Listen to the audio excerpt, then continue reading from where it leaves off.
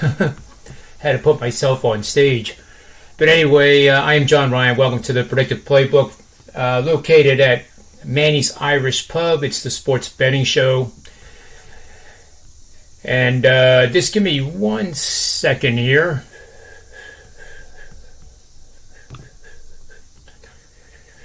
Just bear with me 1 second while I get these settings right.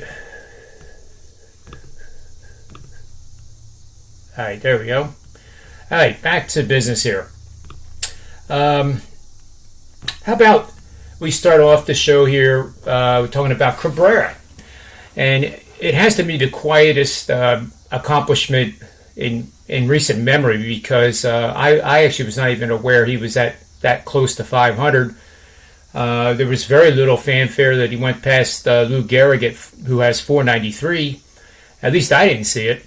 And Cabrera now has 500. He's 38 years old.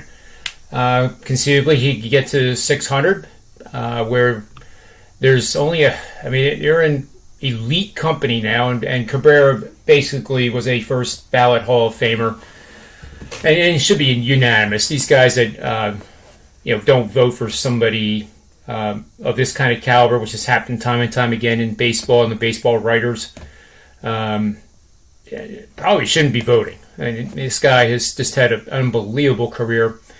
And looking at the home run stuff here, just pulling up my database here.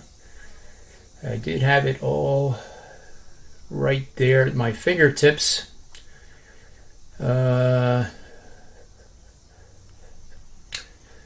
Interesting here. Wow.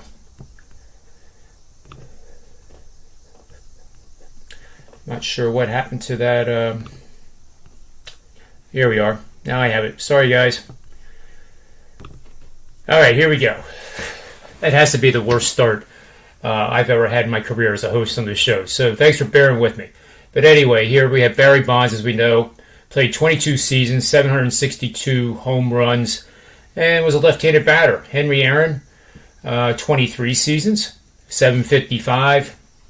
Right-handed batter, Babe Ruth, of course, left-handed, 714. Alex Rodriguez, 696. Albert Pujols, who's still playing, 677, and I do hope that Albert gets to 700. It's going to take one more season next year. He is 41. I still think he has enough in the tank to hit 23 more home runs between now and the end of next season, and that will be fun to see. But in the 600 club here, we have Sosa, Jim Thome, who played for the Cleveland Indians and the Philadelphia Phillies for much of his career.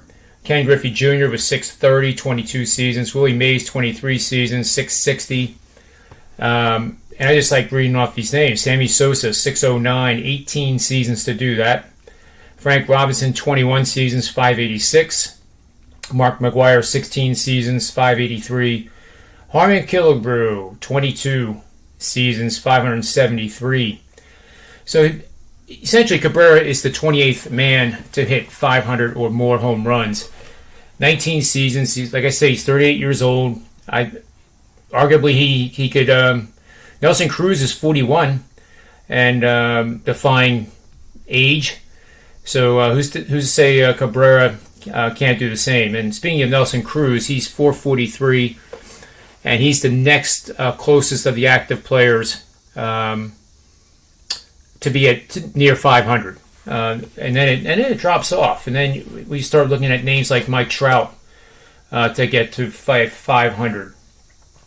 Sometime maybe 6 or 7 years from now. But that's the gap that we're looking at in terms of the next one being able to do it. And there's only been 28 in all of the history of baseball. The next on the list after that, as I'm looking here, Robinson Cano, 334, 16 seasons, but he's 38 years old and pretty far away from 500, still 334. It'd be nice to see him get to 400. And then you have Stanton, 12 seasons, he's age 31, 332.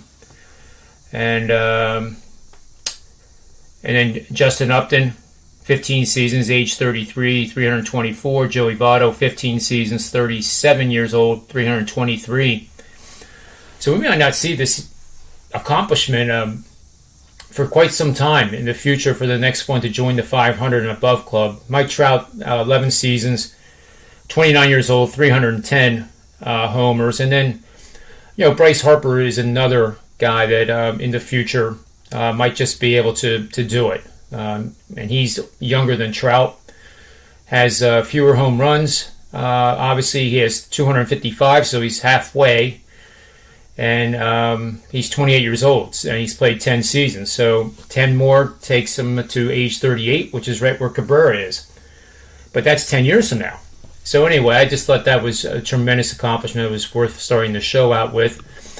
And with the standings in Major League Baseball, we have two teams that are playing each other. They're both on 9-game win streaks, with the Atlanta Braves and the New York Yankees facing off at 7:05 later tonight. I actually have a premium 4-unit play along with another pair of totals, so you get 3 premium plays in the package, just like I've been doing every day during this whole entire win streak, which is now going up to 78 games. And has produced a 40% ROI. So it's been a very good, steady climb here in profitability. And $19, you get all 3 tonight. And that's over at sportsmemo.com. So sm.buzz/JR.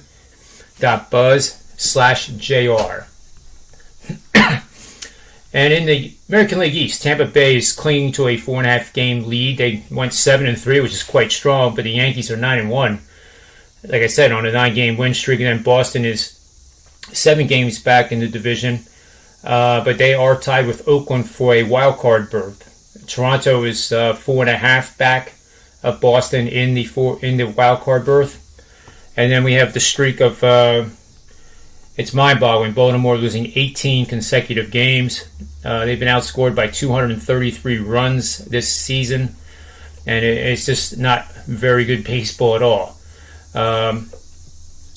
Cleveland is on a 3-game win streak. They're still way too far behind both the wild card and the division, which is controlled by the White Sox. 9.5 game lead over Cleveland. And then Houston and Oakland continue to battle it out. Seattle, quietly now, we have Seattle playing Oakland at Oakland tonight, 3-game series. And that's one of my total bets actually on the card. So you have 1 win for Seattle. Oakland's lost 2. They're 3-7 over the last 10. Houston's treading water. They went 5-5 over the last 10, and keeping Oakland only 3.5 back. As I said, Oakland and Boston are tied for the second, or tied for the wild card berth. And as much as I wanted the Angels to catch fire here without Trout in the lineup, it was nearly impossible. And they're unfortunately definitely out of the contending race now. And in the East of the National League, Atlanta has won 9 in a row, and they're 5 games up on the Phillies. It's a very important series with the Yankees starting tonight and in interleague play, and it will be interesting to see how these games unfold. Milwaukee has a 7.5 game lead over Cincinnati, but if the season ended today, Cincinnati would be a wild card berth along with the Dodgers. So the Dodgers have a 9.5 game lead in the wild card. They're 2.5 behind San Francisco, who has the best record in baseball at 80-44. And San Diego is 2-8 over their last 10. So even though the Phillies have been kind of floundering, they actually picked up a game in the wild card race by San Diego playing as badly as they have. And that's really about it here on the Major League Baseball scoreboard. And I do want to get to the angle of the day here. If I can just get my screens organized here, it'd be a lot better. All right. Here we are. Now we're going to get the screen up here. And this game is a college football game taking place this weekend, Saturday at 1 o'clock. It's really the first game of the season, and I'm very excited about it. As you can see, it was number one at Sports Memo last year, hitting 65.8% against the spread. And you can get early bird discounts available now. You can save more than 50% off of those subscriptions. I'm on an 80% ATS run in the NFL preseason it just occurred over the last week. And I do have a 4-unit play going tonight in the Jacksonville versus New Orleans game for just a few bucks. So make sure you get over there and at least get that one. Let's see, we're going to bet under this Saturday. And the reason we are, it's a conference matchup. And one of the teams had a horrid defense, allowing 31 or more points per game last year. That's Illinois. And it's as simple as that, guys. 60-22 under for 73% winners over 10 seasons. And just blindly doing this has paid off tremendously. Not one single losing season among the 10. And this one is one to write down and really take advantage of it this year. And I'll be doing my best to make sure I put it out on Twitter when this thing is active.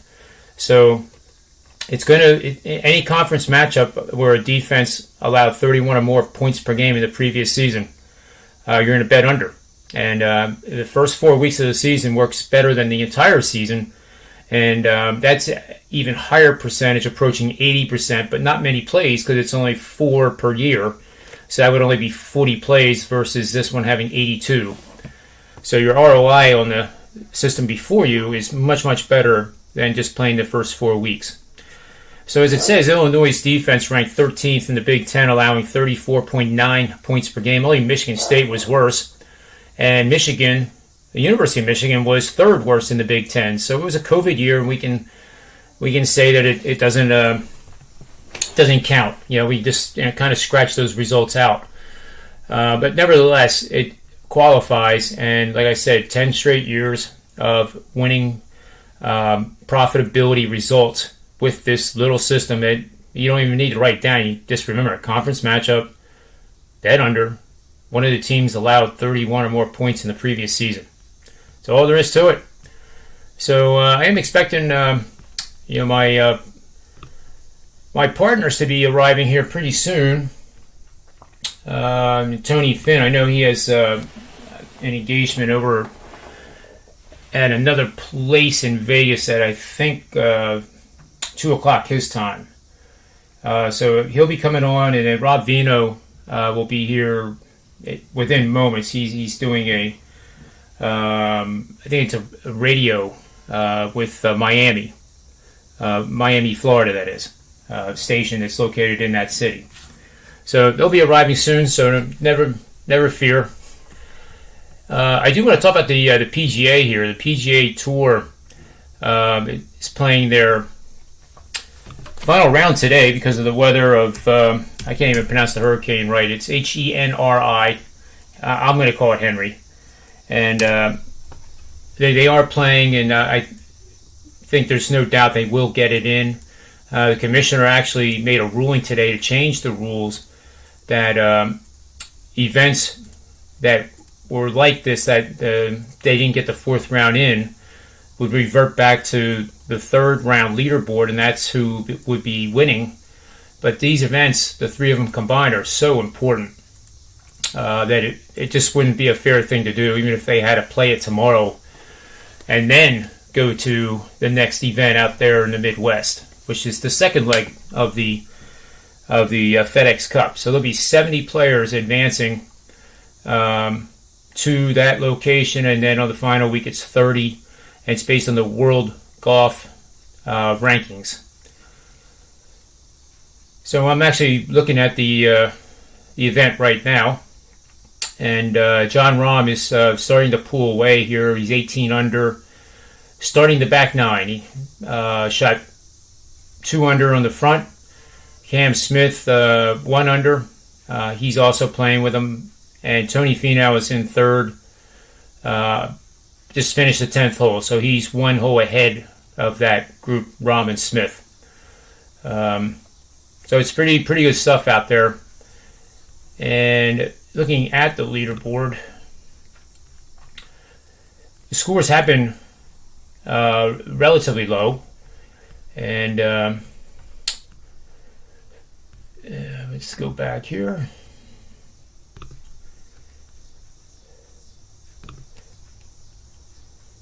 And here's the Northern Trust leaderboard. Yeah, so like I said, 18 under is John Rahm right now. Guys who had big rounds today, Alex Noren is having one. He's 5 under on the day. He's on hole number 14. He's at 15 under. Whether he can shoot another, 3 under just to tie Rahm, I don't think it's going to be enough. I think Rahm probably ends up at 20 without too much trouble here. It's kind of like a stroll in the park. Justin Thomas is 1 over. He did have it at 15 under earlier in the round. Keegan Bradley having a very nice round, 4 under through 13. Other than that, it's a couple under or even is like the type of numbers I'm looking at. Bryson DeChambeau, he's 9 under, he's 4 under. He actually started on the back 9, and they did that. One of the rare times you'll ever see that on the final round of a PGA Tour event, where they use the back tees or the back 9 tees just like they would on a Thursday and Friday. And other than that, I don't see any other scores. But I do know that there's somebody in backstage here, and it is Mr. Rob Veno. Oh, hello, John. You've come to save the day. Okay. Okay. No, I did the Major League Baseball betting angle. Went over Miguel Cabrera, reaching a milestone of 500 homers. Kind of went down the list, starting with Bonds and the all-time leaders. There's not too many in that 600 and above club, but Miguel Cabrera became the 28th member of that exclusive and elusive club. I think they both kind of apply. The interesting thing is, though, we might not see another player reach 500 for a while. Of course, Pujols has already done it. He's an active player, and hopefully he'll get to 700 next year. He'd be the 4th one to have 700 or more. But you have to, Nelson Cruz is 41. He needs about 56 more. It'd be nice to see him get it, but 41 is starting to get in that age, even though he's done a great job defying age. But then you start talking about names like, really like Trout and Bryce Harper. But Bryce Harper has been playing 10 years, and he has 255, so he's halfway there. 10 more years of doing the same thing would put him at 500, and he'd be 38, just like Cabrera. So, for that reason alone, I thought it was worthwhile talking about, because it's just so rare, and we may not see it for another decade. Yeah, well, a couple of things on that. Ohtani with 40 already, and at his age, I think he's only 25 or something. He's obviously just beginning, but if you extrapolate that out, 10 more years of 40, that's 400 by the age of 35. And where Miguel Cabrera is concerned, he's going to probably add 3,000 hits to the list. He's going to be on the 500 home run, 3,000 hit list, which is pretty exclusive as well. I saw, you can make the statistics say whatever you want them to say, and I saw a couple last night where he's in an exclusive club that he and Hank Aaron are the only 2 members. It had to do with home runs and career doubles. There was one where he was alone with Harmon Killebrew, or Harmon Killebrew was the leader. But, yeah, when you start getting into those kinds of numbers that Miguel Cabrera is in, those stratospheric numbers, you can start to really categorize him in a zillion different ways, all to the good. And if he's not a first ballot Hall of Famer, anybody is. It's an interesting question, John. I think that the answer by most would be Albert Pujols, but between the two, and again, you're basically using a piece of paper to separate the two. But I think that when Miguel Cabrera retires, you may get into a little discussion of Albert Pujols or Miguel Cabrera? Which one would you rather have had? They're so similar in so many ways. But boy, Cabrera did it very quietly. I mean, Yeah. I guess you can't. But I do think it was quiet. I feel like he was not really ever the topic of discussion his entire career. The way at times, during Albert Pujols' 10-year stretch, he was really the topic of discussion, making ESPN commercials and all kinds of stuff, to where he was national. I don't know that Miguel Cabrera ever was raised to those heights nationally. Maybe playing in Florida had something to do with it for a bunch of years, although he was on a title team. But boy, what a hitter, and still continues to hit. I mean, he can live in the American League as a DH for another couple of years. We saw Pujols erode and do it, right, with the Angels. They just kept him there, and he piled up statistics. I mean, not rapidly because he was eroding. His offensive numbers were going down, but Miguel Cabrera could do that for sure with the Detroit Tigers. So we'll see. It's good to see him do it finally. The guy is very, very rootable. You can root for Miguel Cabrera without any problem. Never had even a slight that I can think of. I mean, maybe somebody can correct me, but I can't ever think of a slight bit of controversy involving Miguel Cabrera off field. So I don't know. I said the same thing when I started the show, Rob. I said, this has been one of the quietest 500 home runs hit. Yeah. And I wasn't even aware that he was coming up on it. I didn't hear. You would think that there would have been big fanfare. They went past Lou Gehrig at 493 because Lou Gehrig is a pretty famous name, and there's nothing between 493 and 500. But that's when these impeccable professionals that are class acts and really live the life of a professional athlete. When it's done right, a lot of times it can be flying under the radar like this because they aren't in the news. They aren't in the toxicity of an event or something. Because unfortunately, our media is just really, really more focused on the toxic type of discussions than saying like we are, like saying like, boy, isn't that great? Now the shows today now are, did you hear this? Oh, this is just awful, and right. Yeah. Yeah, I mean, to your point, you would hear 100 times more stories about Deshaun Watson than you would about Miguel Cabrera.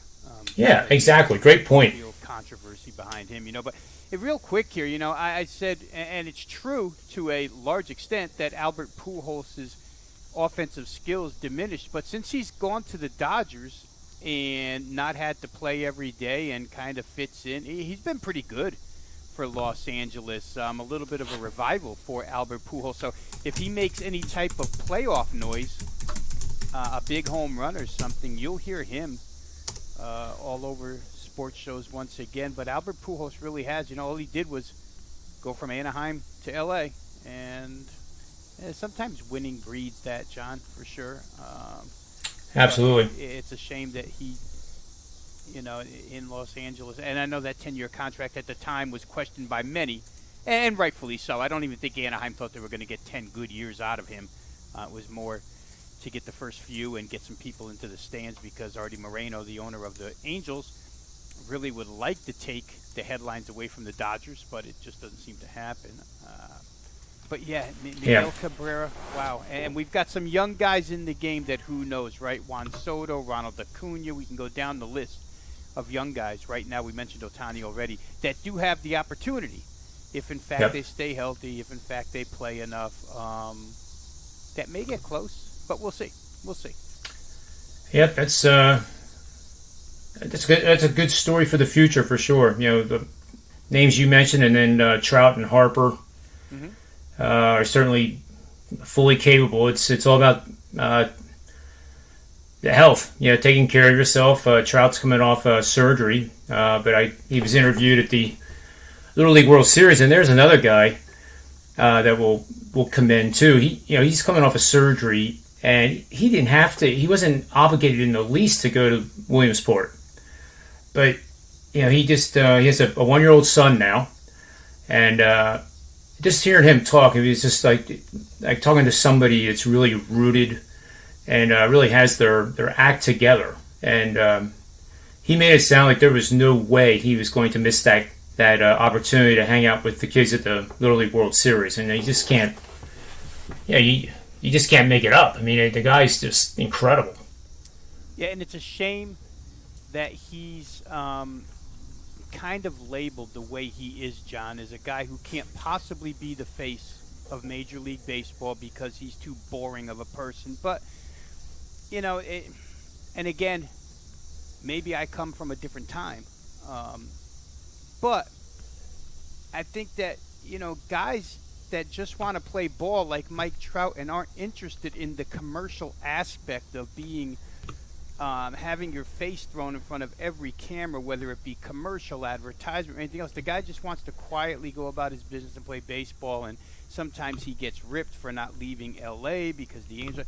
But you know what? I can't. I would gladly make him the face of Major League Baseball. He's everything you want. He's a five-tool player that has set some historical numbers already at his age. And again, when you're looking for athletes in this day and age that never cause any controversy, he certainly sits at the top of the list.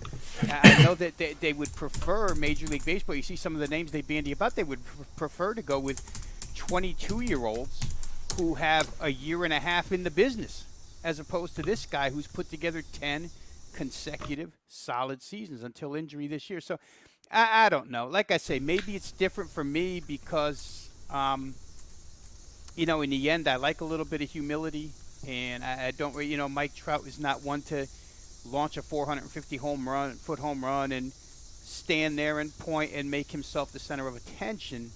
And maybe that's, it seems obvious that that's what baseball wants. Somebody with that flair or whatnot. It could be to draw attention to the game. I'm not sure.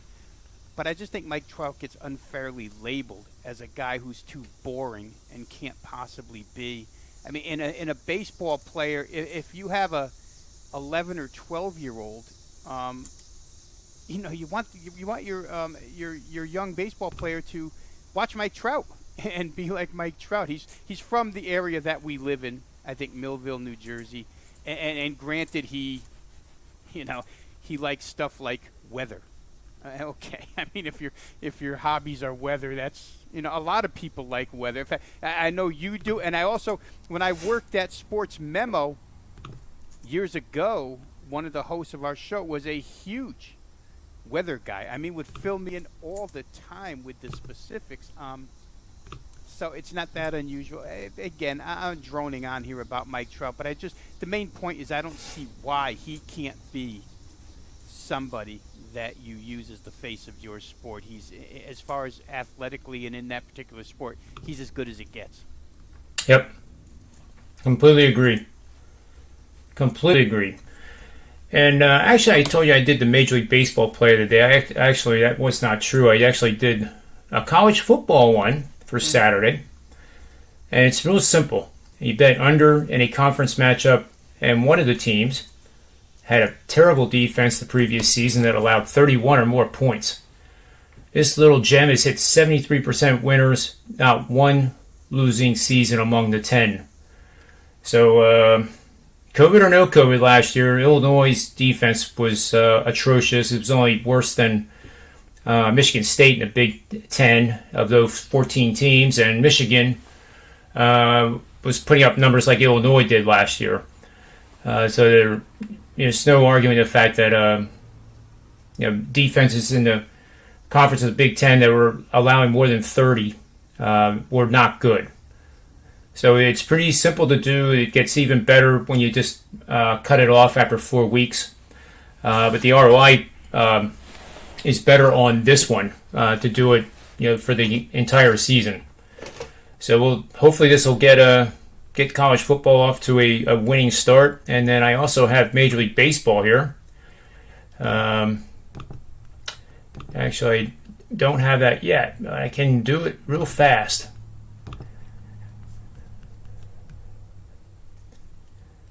Let's see here.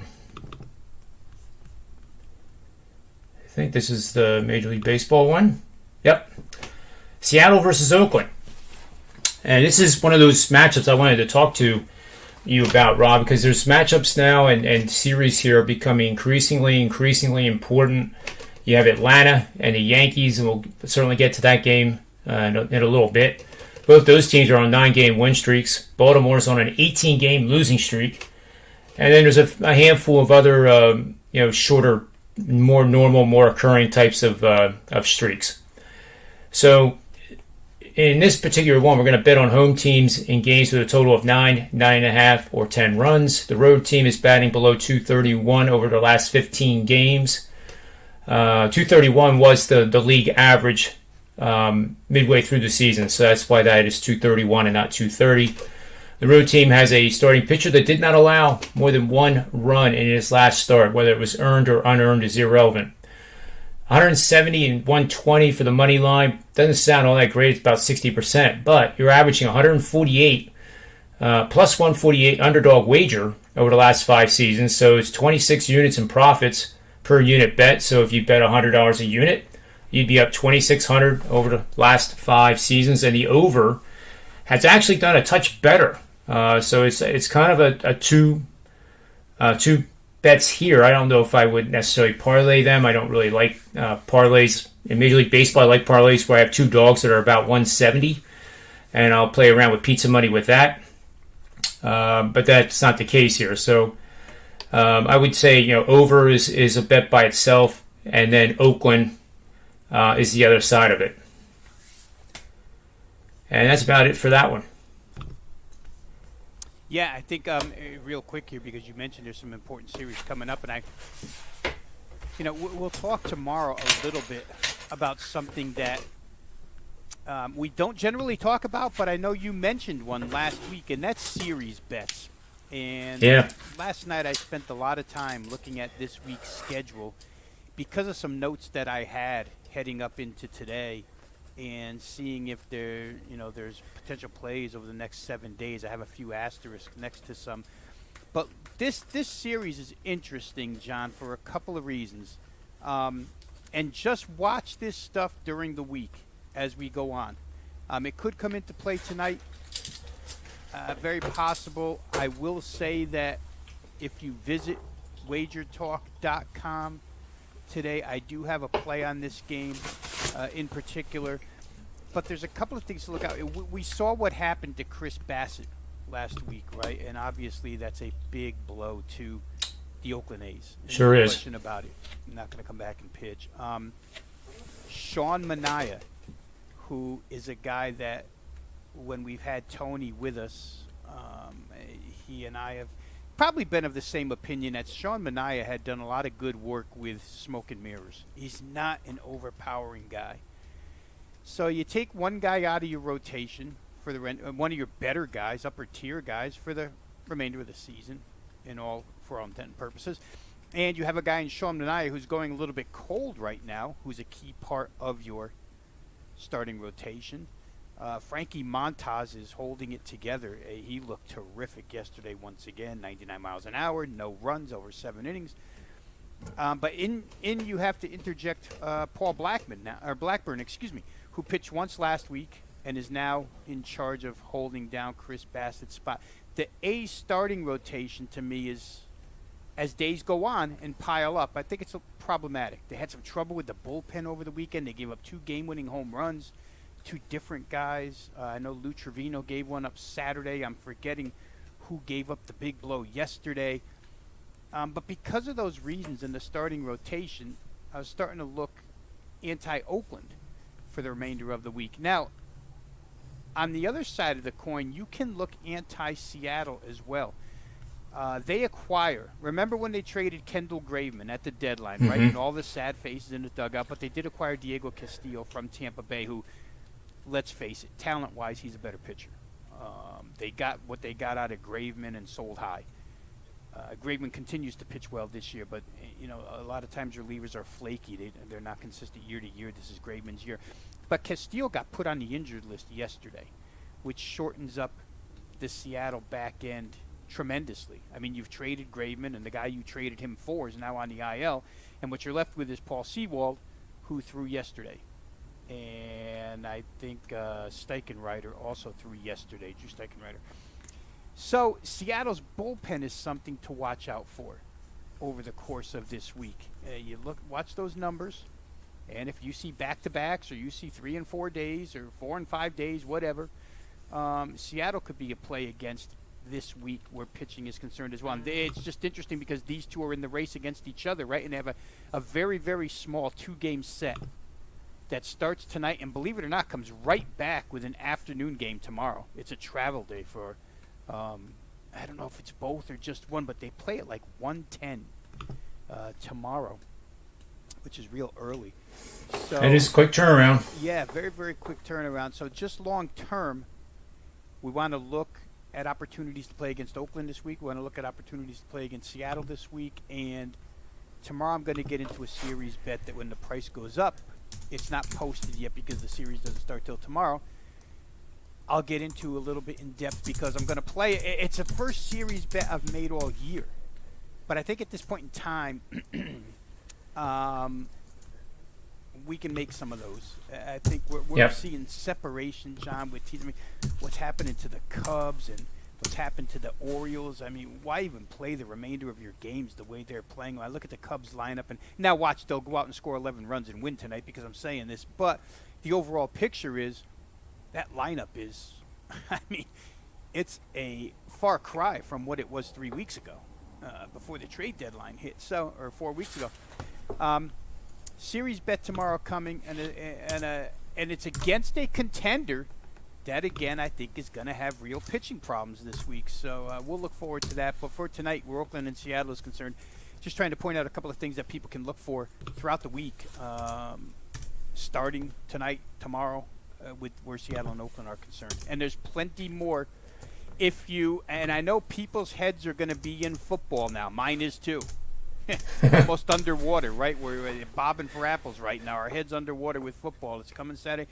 But if you can stay on top of the baseball as well, what you have to remember from a betting perspective is that the odds makers' heads are way under with football as well.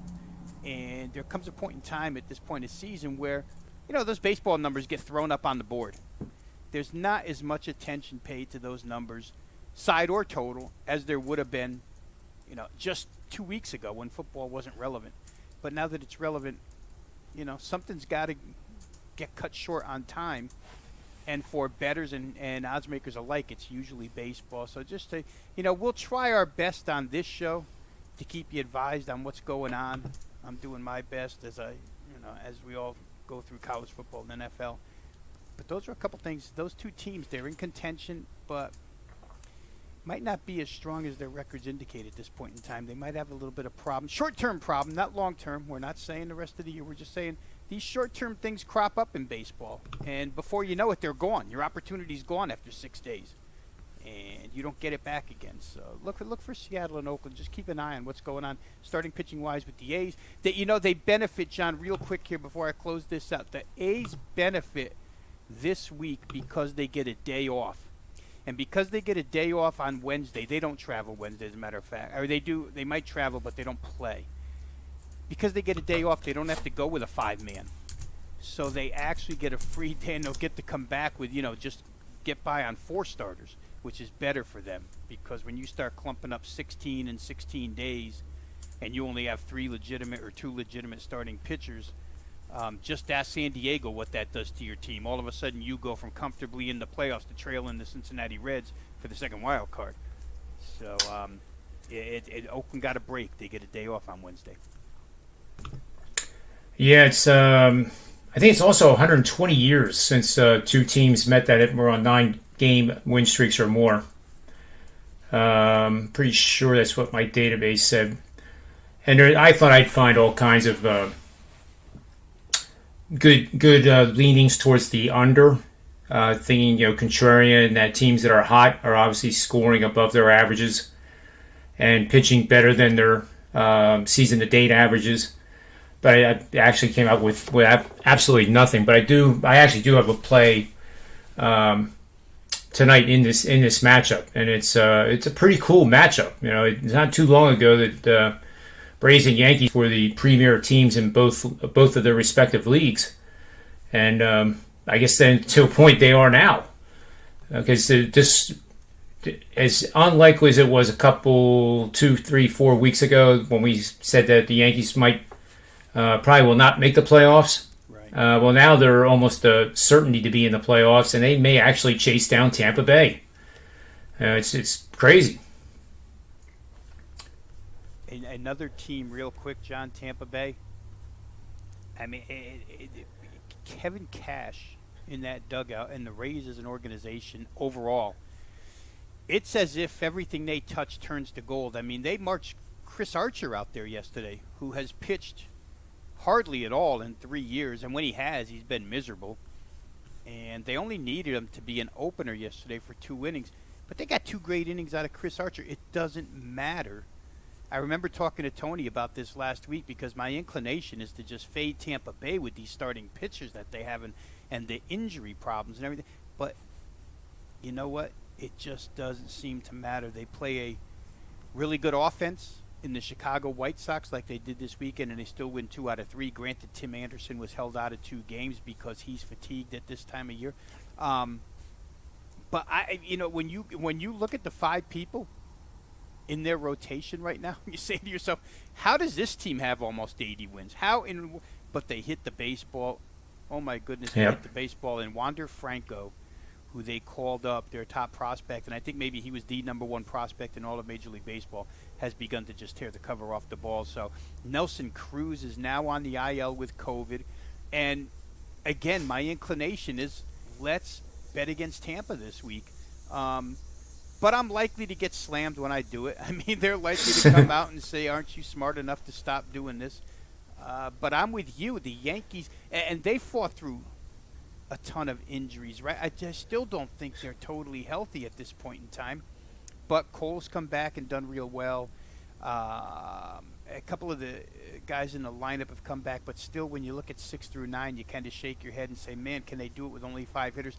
9 games in a row is 9 games in a row. And Atlanta, I think we mentioned it right off the top when the trade deadline occurred, that they took the approach, hey, we can chase the Mets down, and we're just going to go get a bunch of right-handed hitters and hope that they fill Ronald Acuna's hole or void that was left. That didn't sound right when I said it, did it? It fills the void that Ronald Acuna left. And they have Jorge Soler and company from the right side have done a really, really good job for this team. And it looks to me like I think Boston just hit a walk-off grand slam to beat the Texas Rangers. I saw they were tied. I think I'm seeing 8-4. There's definitely a pile up at the plate. Yep. I just don't know. That would be a grand slam then. I don't know if it was a solo or I can't. I tell you what. Well, it had to be a grand slam because it was in extra innings. They were in the 11th. Yeah, I just can't make out if the number is a 5 or an 8. That's the problem. I need like 20-year-old eyes again.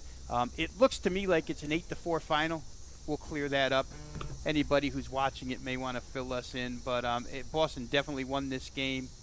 Had a 3-1 lead, blew that 3-1 lead, got behind 4-3 in extras, but tied it up at 4-4, and now. Well, here comes the replay, John. I may be able to tell you how many people crossed the plate here. It's not updating on MLB.com even. The bench, they're showing the bench. All right, so here's the 3-2 count. Now it'll. Yeah, it was an 8-4 grand slam. Yep, and it's. Wow. Why don't they tell me who hit it? But. If you had the Red Sox run line, guess what? Shaw. Oh, there you go. Yeah. Travis Shaw, yeah. A guy who hasn't been really as relevant in baseball this year as he has been in the past, but a good left-handed bat and came through here for the Red Sox. They needed one, John. I think I read this morning they were 8-16 in their last 24 games. It's a crime. They were falling backwards. And Mr. Finn. It's a crime. Somebody's playing home teams on the run line. Criminal. And winning. Well, listen, I think I've used this term many times in our show. Even a blind squirrel finds an acorn every once in a while.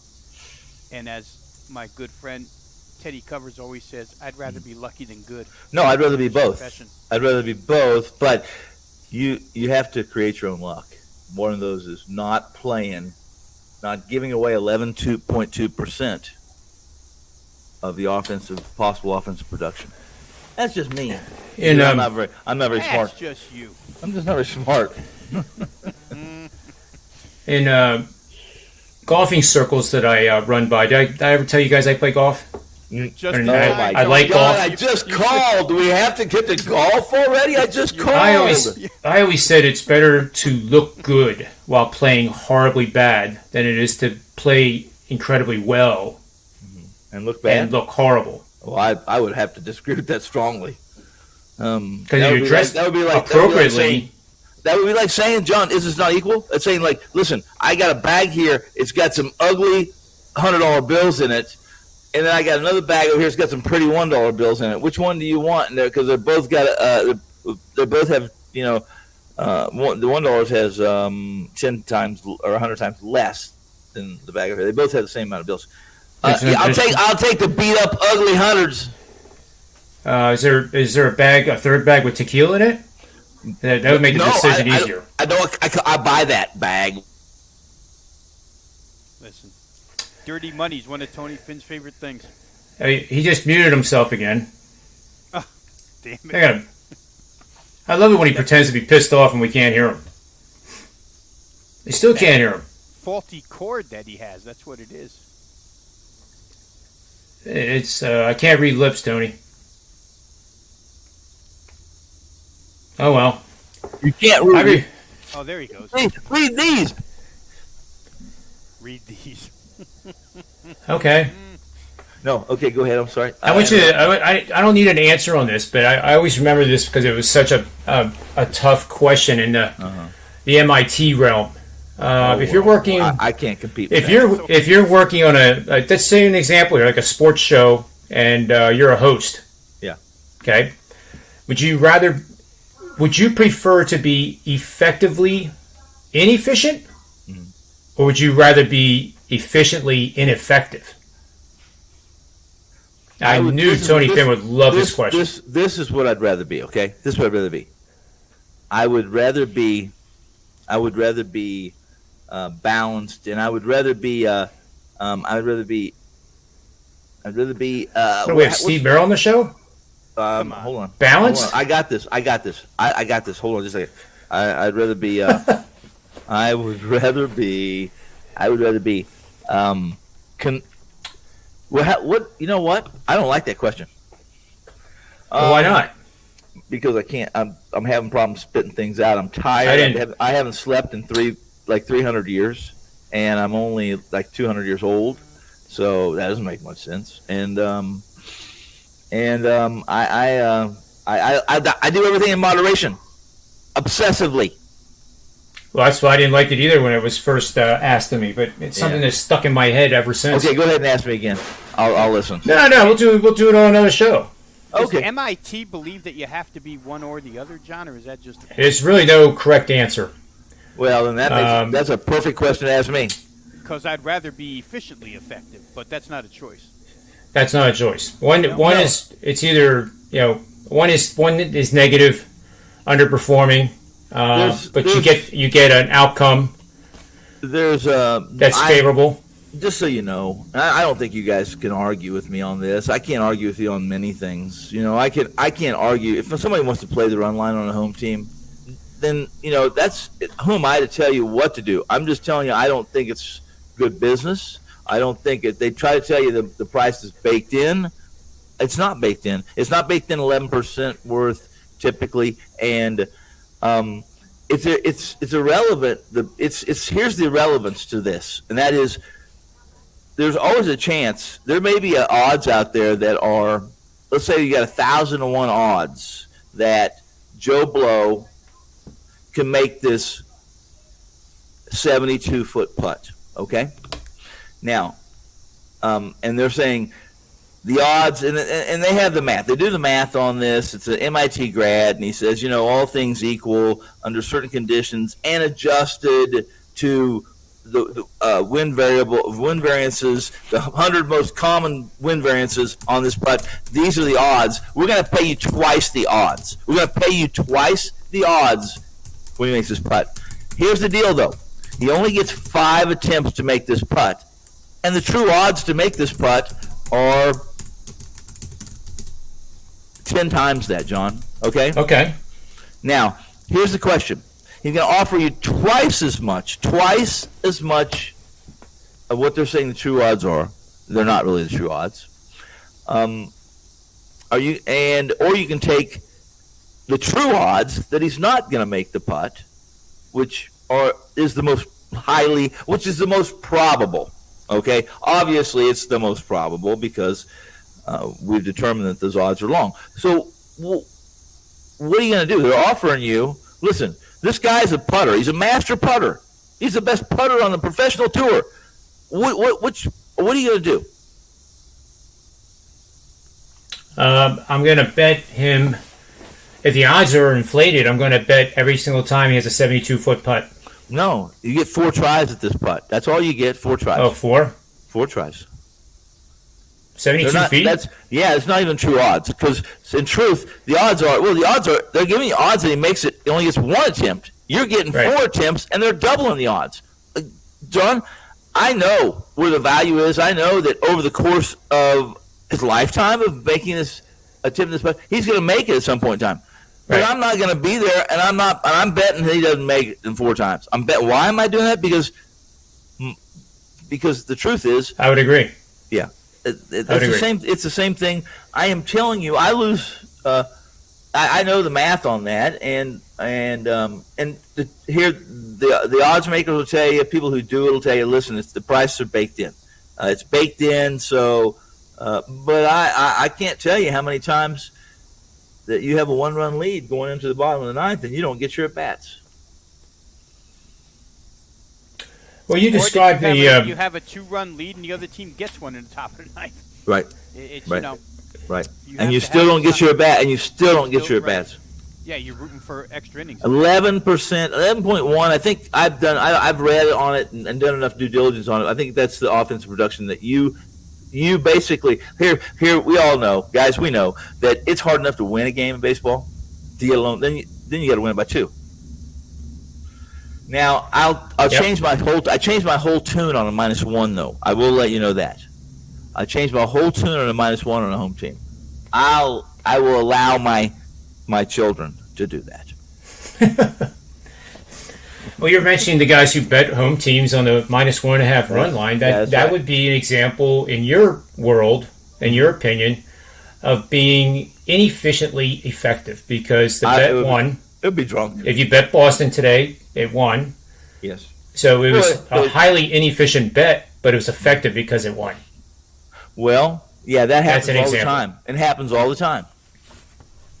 It does. It happens all the time. But I'm saying that I think if we do, I will say this. I'm looking for an edge. I'm not looking to give an edge. I'm not looking to hit a long shot.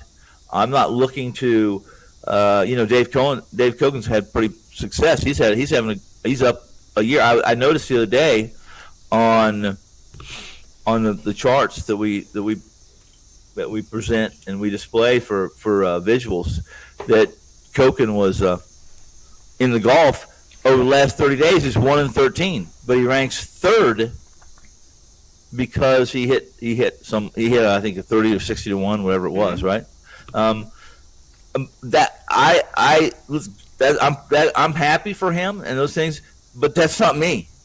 I'm not sending you out there. I'm not sending you on that chase where you're putting your faith in me, and we're going to make 100 golf bets this year. They're all going to be 50 or to 1 or 100 to 1 or more. Okay.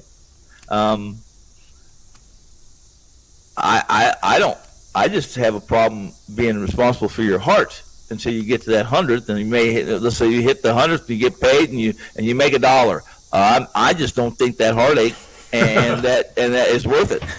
Does that make sense? Am I making sense at all? Yeah, absolutely. And that's why it's so important, like these people that are possibly listening to us, that are just beginning this betting process, that ROI, return on investment in baseball, is far more important than win percentage. Yes. I've had seasons where I won 47% of my bets, but because I'm averaging a plus 160 dog for 80% of them, I come out ahead. But if I advertise that I'm hitting 47% winners in baseball, nobody would buy me for the rest of my life.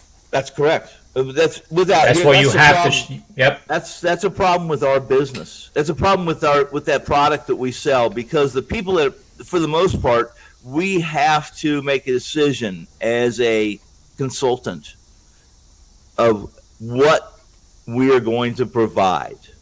Now, everybody wants something different.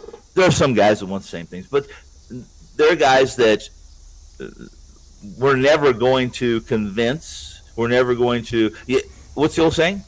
You can teach a man to fish, but you can't make him fish.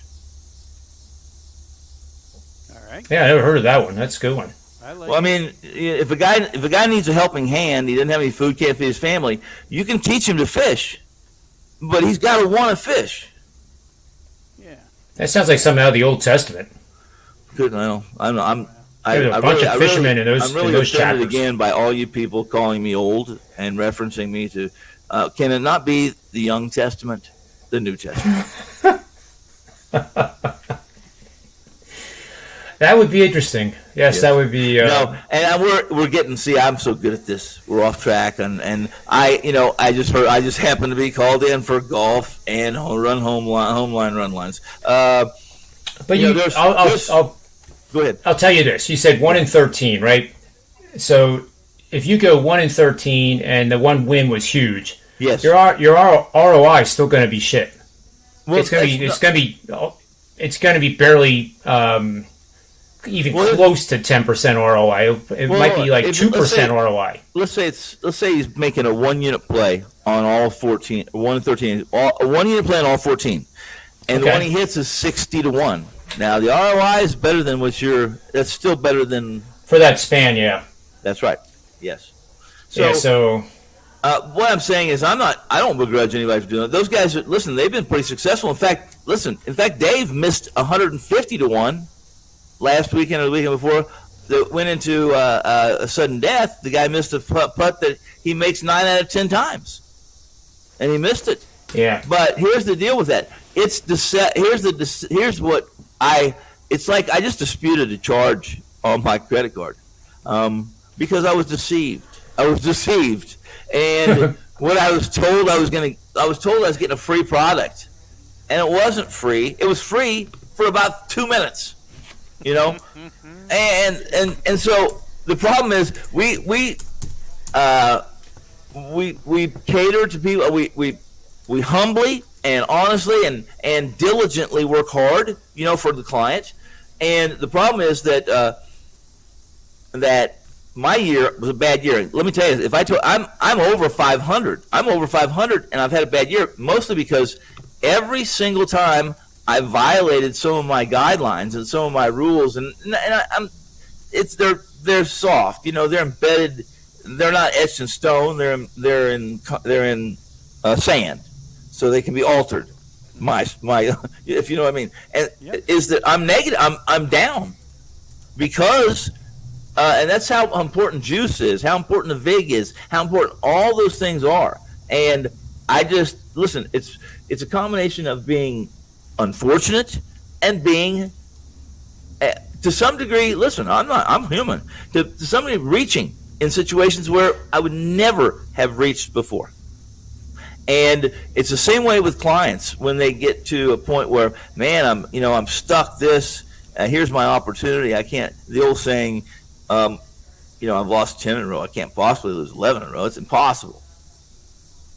Mutually exclusive. Yeah, that's right. The past history has nothing to do with. Well, absolutely, but I'm basically saying that's the thought process. That's the stinking thinking that goes into a desperate man's mind, through a desperate man's mind.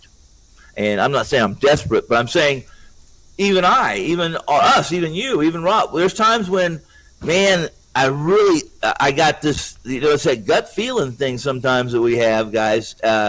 And unless you're really good at assessing whether it's gas or whether it's a true gut feeling, you better be able to assess those things because the heart typically, listen, there's a time and place to follow your heart. There really is. There's time when the heart makes a decision. When it comes to sports and it comes to favorites and it comes to loyalties and those in that realm, your heart makes bad decisions. It makes bad decisions. John, I give you an example from our show Friday.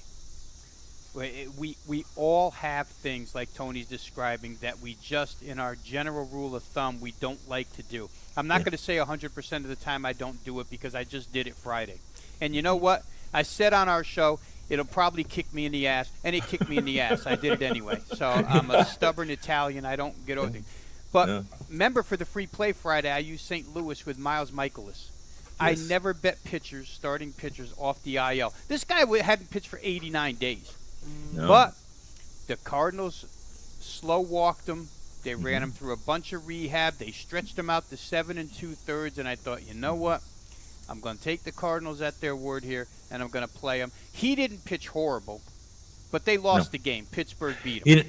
I went against what I have to throw this in, Rob. I have to throw this in because I remember that now. And the one thing, I started to tell you something, and somehow I got interrupted. And here's what I was going to tell you that day, and that was, I wouldn't bet Miko if he was 110% healthy.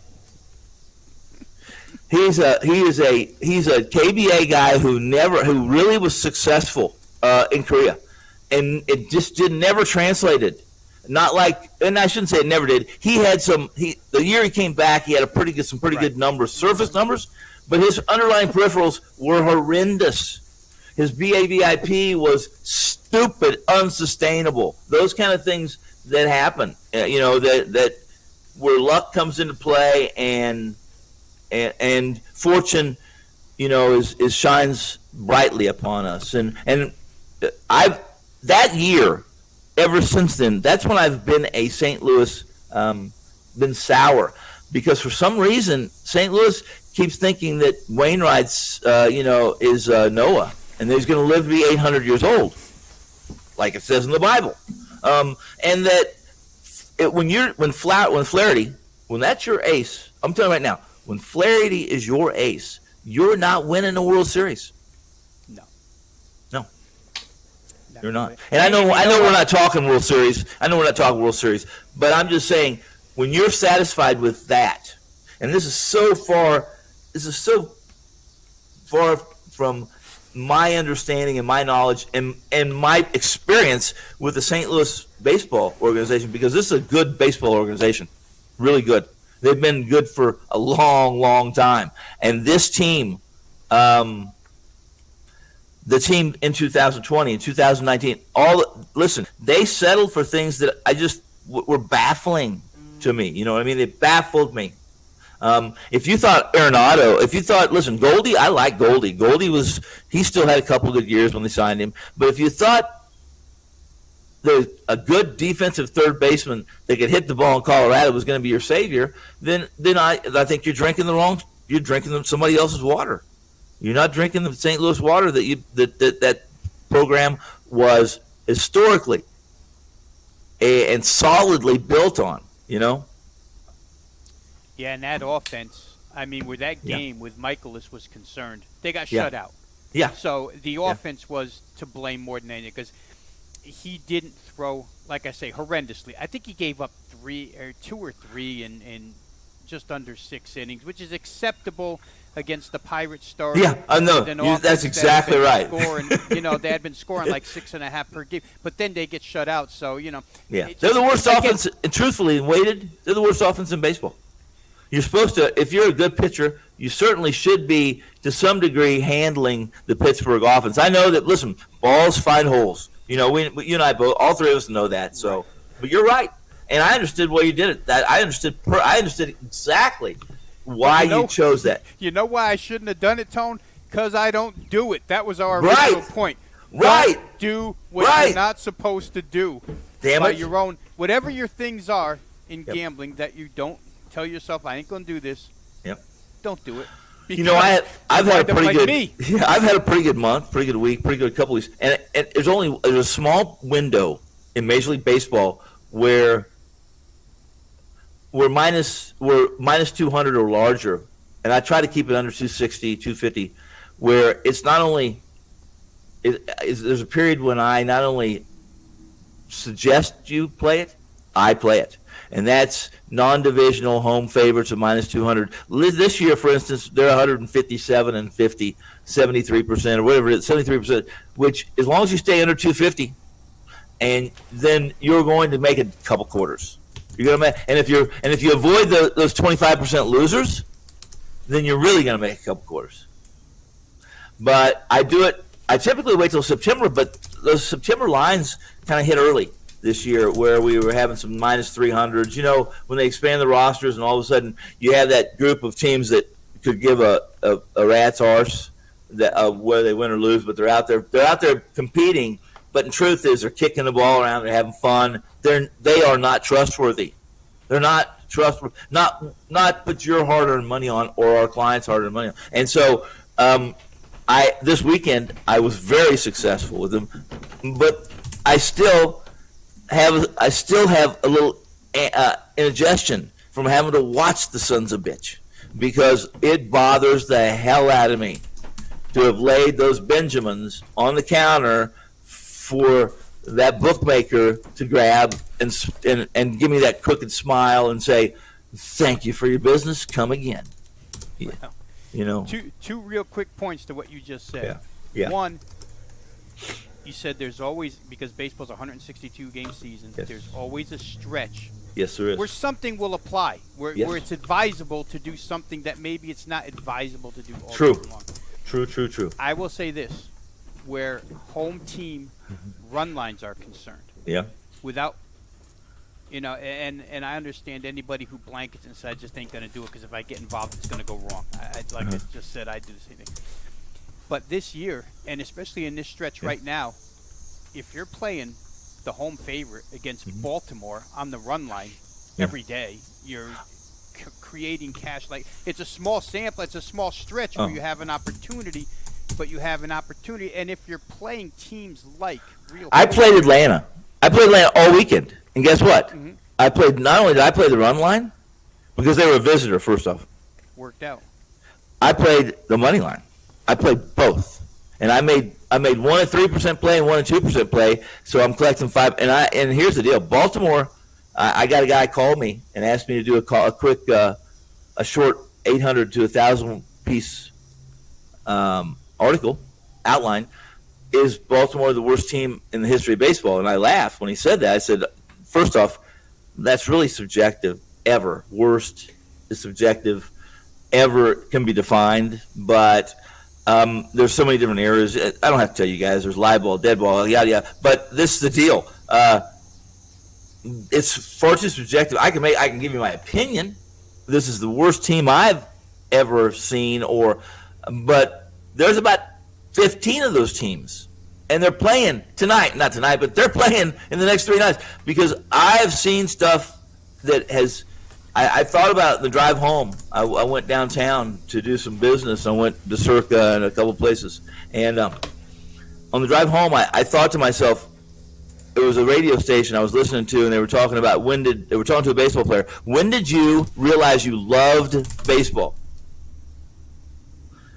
And I listened to it, and he was sincere, and I could tell the kid he loved baseball. He grew up on baseball much like I did. Different because, guys, I'm serious. We took a piece of trim, we put tape around it, we carved it. We took tape, electric tape, and duct tape, and Scotch tape, and any kind of tape we could, and we made balls out of it. And that's how we we didn't have bats, balls, shoes, gloves. That's how we spent our summers in the sand, in the yard, the empty lot, 3 houses, down in the subdivision. That's all we did. But I don't love baseball the way it's been played right now, and the things that are going on. I don't love baseball, and I am connected at the hip. Everything that is me, to some degree, I am because of baseball. John, I'm going to close it out real quick. I know All you right. got something on the computer there that you want to tell us. I can hear the keys banging. It may be. It might be my inaccurate record, maybe on minus 200 or more. But go ahead. For those of you out there that Yeah. do invest, I'm just going to give you a little advice, at least a little something that I do on home team run line favorites. The first thing you got to do is you got to go through and find teams that don't play one-run games. For instance, this year, Toronto, 122 games played, and find favorites. Okay, don't go to the bottom of the pile and find the teams that are always dogs, because we're talking about run line favorites here at home. Toronto has played 122 games this season. 22 one-run games. 100 of them were not decided by one run. Now, even if all 22 were as a home favorite run line and you lost all 22, you still made money betting Toronto as a home run line favorite. The Houston Astros, your favorite team in the AL, Tone. Yes. 21% of their games only decided by one run. They played 26 out of 124. So if you're going to do it, find these teams that win by margin. Don't bet these teams. Don't bet somebody in here that's always a favorite that's played a lot of one-run games. I know the Dodgers are a fashionable team because you have to chop the price down. But the Dodgers haven't been that give me great permission. at avoiding one-run games this year. Give me permission to throw one line in for you. That really worries me. Okay, and it is. Roberts. You have to play them all. Because as soon as you think you can pick and choose which ones of those are going to be the 21 or which one's going to be the 79. Whoa. Because now you're picking and choosing when you want to play $2.50 favorites. That's right. You want to wait till the third week of August. You're allowed to pick and choose because you see an opportunity. Yeah, but I'm saying to you, do you not agree that I think it's here's the deal. I think it's like the putting. I have to have 100 putts. For me to play that guy, I have to have 100 putts. You see what I mean? I know exactly what you mean. I got to have them. But baseball's such a funny game because it's built on streaks. Yes, it is. And for those of us who have done this a long time, all of us here on this panel, somehow, some way, we're able to foresee them a little bit. You can see when the start of a run is coming and when you should jump in and when you should jump the hell out. Yeah. And if you have that kind of intuition, it benefits you. You have to have it. Not only do you, if you have it, if you don't have it, then you don't want to be in this business because you have to have, to some degree, you have to have that. There are things that just don't make sense that all three of us have defeated. Right. And it doesn't make any sense. And it's a great point because I got to tell you guys, I got a good buddy of mine who has done pre-game for the Oakland A's and the San Francisco Giants for the last 25, 30 years. Couldn't pick a winner if you wanted to. When I lived in Las Vegas, I used to go to Oakland, Alameda a lot to go see him and watch games. Right. And sit in the press box and whatnot. And that's a long drive, man. Nah, that's an easy flight on Southwest when I was there. But the point of, to back up what Tony was just saying, this guy knew the Oakland A's inside and out, watched baseball every single day, pre-game show, interviewing everybody under the sun. And he told me one day, he said, Rob, I wish I could apply what I know to betting the way you can apply it to betting because I can't do. He goes, I know what I need to know, but I never get it right. And to what Tony's saying about intuition, there's certain guys that have all the knowledge in the world. They're right on top of a sport, and they still can't get it right. And that's why he doesn't bet because he just told me, he said, I can't apply it. He said, I tell you because I know you can apply it. But you got to have some way and form of being able to we did that. We gave our tips out the other day, Rob, John. It was me and Dwayne. Dwayne was the number 2. He's the number 2 guy last year in college football. And I'm number 1 all time in NFL. So he called me and said, Tony, I'd like to do a package with you. And so I said, okay, whatever you want to do, Dwayne, I'm good with it. I really am. Just get with JD and you guys decide what you want to do and we'll do the video. And so Johnny wanted us to do a video, our 3 betting tips. And of course, Dwayne's were perfect. He had great betting tips. Mine, a little off cut. My first one is take emotion. If you can't, listen, here it is. If you can't bet against your favorite team, you are not allowed to bet on your favorite team. And if you can't do that, then don't even start. Yeah, that's true. Don't just stop watching this video, withdraw your money, and get the hell away. It's a must. It's a must. And so my second one was, then I grouped everything. Then you have to take all these variables that the injuries, all the surface numbers that football thinks important. They want you to believe they're really important, and then read some things and learn, and then finally, you have to be able to, review your successes, review your failures, and learn from both. And then you come up with what works for you. And after all of that, you may not succeed the first time. You may try again. You may try again. But eventually, you either learn, you succeed, and you find something that works, or you just go broke. And that's what happens. I think we all know it. Nobody succeeds the first time out. No, real. You may succeed short term and think this and it's easy, and then you get kicked in the ass and you're out of the game. A lot of years. Listen, I've had to this last couple of years, I've had to make some, and I refuse. I'm pretty stubborn like you, Rob. You said I'm a stubborn guy. I'm stubborn. There's things I know work, and I know they'll work again, and I didn't tweak them as well as I could, and I didn't have some of the information I needed, but I'm not.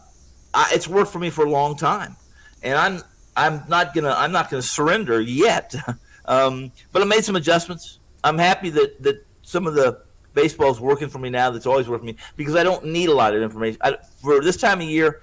I don't need beat writers. I don't need somebody telling me what the pulse of a locker room is. If they're human and they're competitive and they got one fiber of competitiveness and humanity or human nature for that matter in them, we all know what a locker room is right now.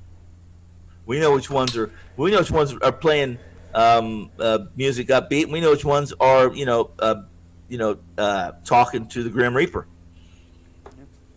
They got swept. I think where like people go wrong is that our society is enamored with favorites.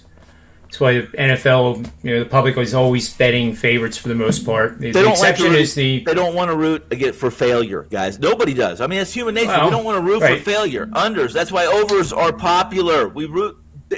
Listen, there's nothing worse than seeing a couple new guys. Their tout gave them unders, and it happened to be maybe on the team that they like a little bit, and they're sitting there at a bar, and you hear them. You can hear this guy saying, drop the ball, miss a shot. It's like, that's a miserable game. Listen, don't watch it, but don't root for failure. It's not in our nature to root for failure. I understand we're invested into it now, but don't watch, guys. Don't watch. There's no reason. If you're buying picks from Rob or John or myself, there's no reason to watch. I don't watch live games. I work. I don't either. And then I watch tape. Right. If I need to see that, that's what I do. It's faster. Now, I shouldn't say that's not end all. It's not concrete. There's some games I watch. I have a screen that's noise, when I'm working that I can look up at. I actually have 6 of them. But for the most part, unless you're focused, those are only for in-game live stuff. That's what I use those for. They're not for live games because, first off, I get enough off those tapes, you guys, and if I watch a game that I'm vested in, and sometimes I become passionate. I become too passionate, I'm not seeing clearly. Listen, it clouds my vision. It's very important. My vision is not clouded. So I learned trading Wall Street real quick. Yeah. Is that you can't get emotional about it, and like you said, when you lose 6 in a row, the betting public is then worried. The focus becomes worried about losing the 7th in a row, the 7th consecutive bet. You make bad decisions with the -1.5. Where I was going with that, the exception is the March Madness tournament, where I think the public likes to see the upsets. I mean, that's pretty much fact. Well, but in football and baseball, okay, so you give me that part of it, and then what people do is like, the Dodgers are -285. I'm not going to do that. They're going to beat them by more than 2, and the book is stupid enough to give me, -1.5, -170. and that's a recipe for disaster. I've done more run line bets I can't even remember a season where I had more -1.5 run line bets than +1.5. I've been doing the +1.5. It's the reverse thinking. Like I see a dog of +250. Why not take the run line? You're still getting a really good return, and you have that cushion. I don't do any plus run lines. I do no plus run lines. That's something we talked about the other day because Adam comes and he does it a lot. He's a guy that does it. From what I read, because he's always posting his stuff, he's real transparent about what he has. Yeah. But his reasoning is solid. So I'm sure. You can't fault a guy with solid reasoning for doing it. I never do it. Never do it. I mean, but to your point, John, just because the higher the line goes doesn't mean that the margin of victory gets bigger. No. That's right. No. Look at Texas in Boston, 13-1 as a 350 favorite. And to your point, a lot of times you do the +1.5, and when you're right, you're right. The dog won. You didn't need the +1.5. John, Rob, how about this? If you're +1.5 and you're still getting plus money, those are the only times I could see. Right, that's when I do it. That's when I do it. That would be only. I'm not getting taken +1.5 -190. No, right. No. I've never done that. No. Have you shoot me right now? I've never done that. You have to get both good ends of the stick Right. to even consider it. You have to get the. I'm glad you run brought that up. Plus price. Yes. I mean, a team like Seattle has made a living off it this year. They play all those one-run games. They they've lost a bunch of them, but they're getting plus price a lot of the time. So it's. John, we had a card the other day when we were on the air. 15-game Major League Baseball slate. 11 favorites of $1.90 or more. It's ridiculous. You go through there and you say, "How can I play any of this stuff?" Either you got to play some run line or you can't. I played only my third ever. I've only played my third ever parlay. I released a 5-team parlay that night, Friday night. Returned 686 and hit it, which is always nice. It's awesome. I suggested 3%, which is more than I ever suggest. That's how much I like that. And you just said it. There was a couple of those. I played the teams too, but I played the -1.5 because they were visitors with big chalk visitors. See, I played the Chiefs. It was the night I really liked the White Sox. Well, guess what? White Sox had a 4-1 lead. Next thing I looked up, I'm having to sweat overtime, and you guys know my record. I mean, overtime. I had to sweat extra innings. My record in extra innings is good. I might have 17-5 down. Yeah, to the book. To the book. I'm thankful, Tone, because I had them that night. I laid the 1.5 and took plus $1.35. I saw that. For some reason, I was looking to make sure I got credited for and I looked at you and I said, "Yeah, boy, Rob, that's one of those times when the ball bounces right for you. It's going to happen. It happens. Yeah. In fact, I think this form of extra innings is much more conducive to winning by margin." Simply because if the visitors get a 2 or 3 run lead, the home team plays everything differently. That runner on second, it means nothing. That's right. Yeah, it's much more conducive to covering by margin. Yep, and for the visitor, I think. Well, absolutely, because we still play. If the bases are loaded and you hit a triple off the top of the wall, you're only getting 1 run. That's all there is to it. That's what you're getting. You got to do what Boston didn't, get it over the fence. Yeah, and I will tell you, I've been sitting next to a dude one time, and this is bad. And it's bad. I'm a bad person. Everybody out there, I'm a bad person. And I repent. I tell my wife good that you do all that. the time, I am a bad person, honey, and it's a damn good thing that you're in my life, or I'd be dead probably, or in an insane asylum, or stuck in a Mexican hatchery somewhere. I don't know, but I would be somewhere bad. It'd be bad. My point is this: I'm sitting next to a guy, and he's got the run line, home team on the run line, and guess what? It's ninth inning, and it's the bottom of the ninth, and they got runners on first, second, and third. The bases are loaded, nobody's out. Next, the first guy up, home to first, all inches away from getting a double play. I mean, it didn't get it. because right. So guess what? First, second, and third still. One out. Pass ball. And guy on third base gets thrown out. There was a pass ball that bounced back. One of those bounced back. Yes. Runners on second and third. 2 outs. 3-2 count. And I think it was Moline. I don't know who it was. It's been 10 years ago, but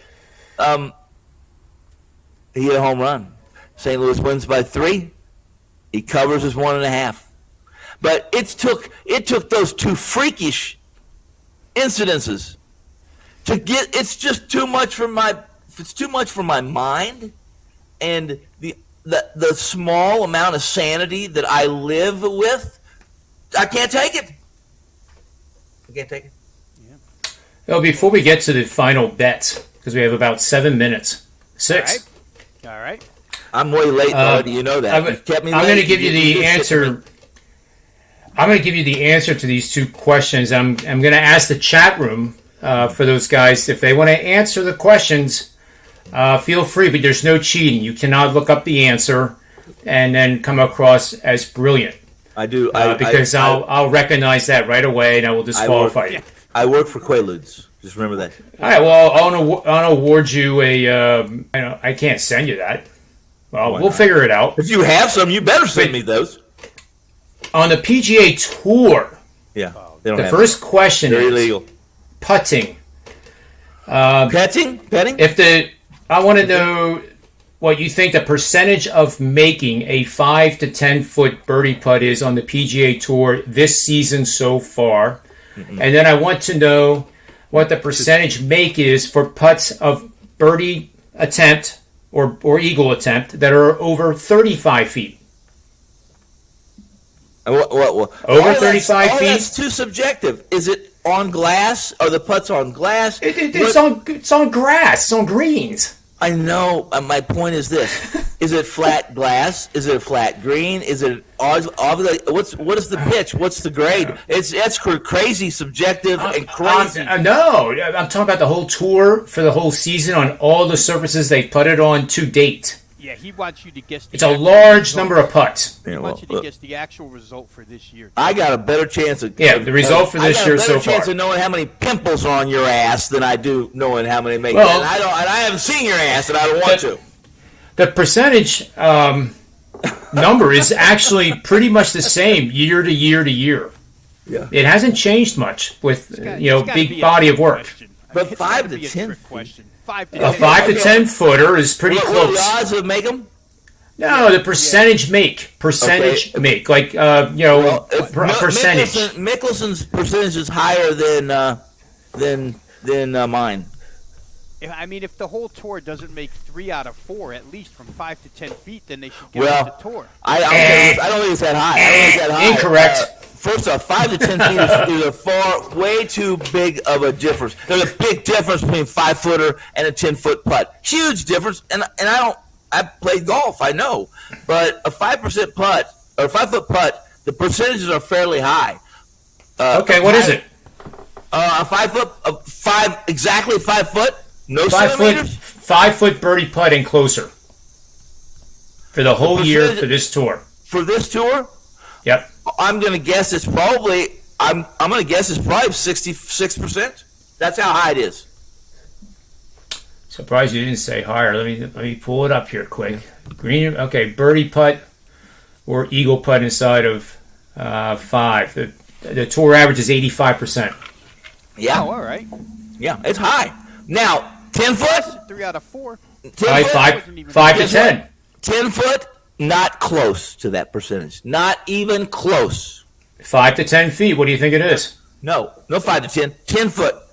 Oh, it's not 0 to 5. It's between 5, 6, 7, 8, 9, and 10 is what you're telling me. That's the next one. The 85% is 5, 4, 3, 2, 1 inches. Okay, yeah, well, that makes sense. But how about this? How about 10, 9, 8, 7? Not 10. I want to know 10 feet or longer.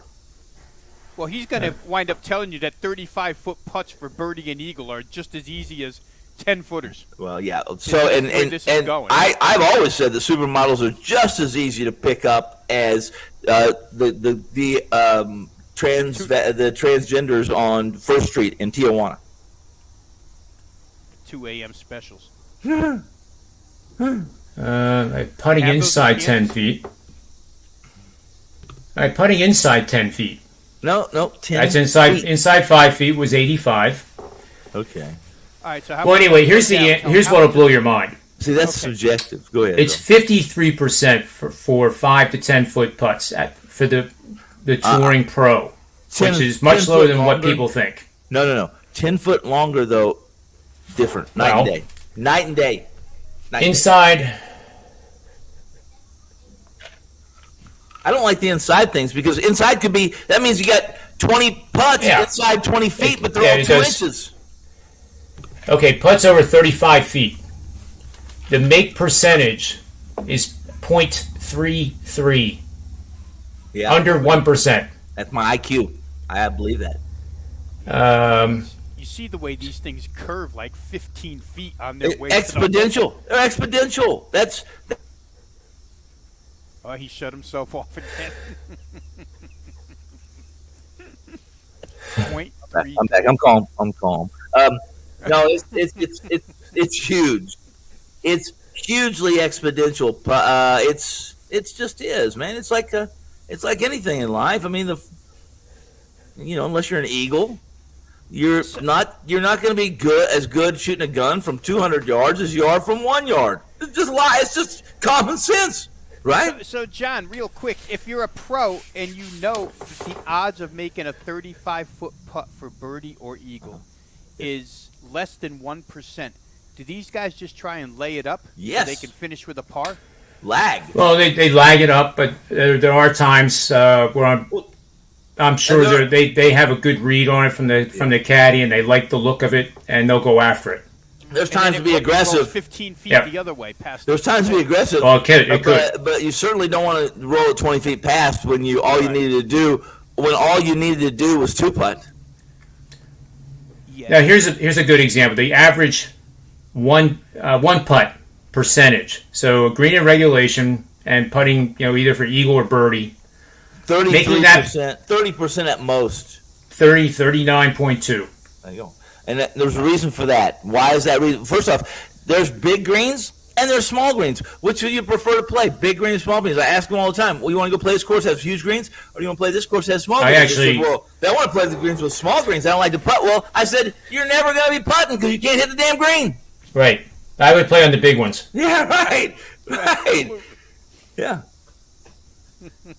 Green in regulation is so important. And I if you can hit greens in regulation when you have 100-foot greens, listen, dude, there's some money to be made for you. Absolutely. Yes, there is. Drive for show and putt for dough. Yes, and what things that don't last long in life? Dogs that chase cars. And pros that putt for pars. Yep, and guys who do -1.5 run line on home teams.